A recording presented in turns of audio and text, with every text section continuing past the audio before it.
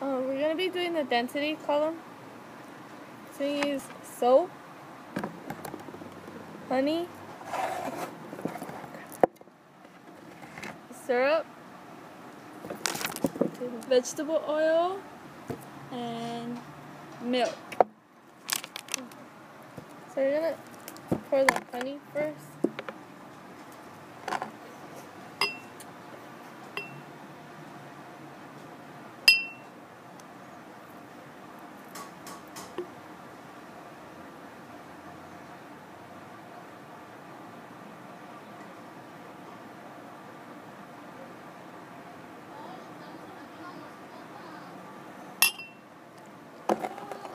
And then The syrup. it took a while. I'm gonna cut it.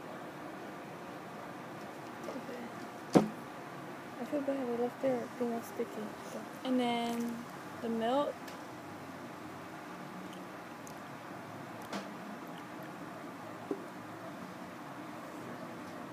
Soap. Soap. What? Oh no. Do careful. There? Right there. Let's turn it. Yeah. See it better on this side. Soap and then Vegetable oil. vegetable oil.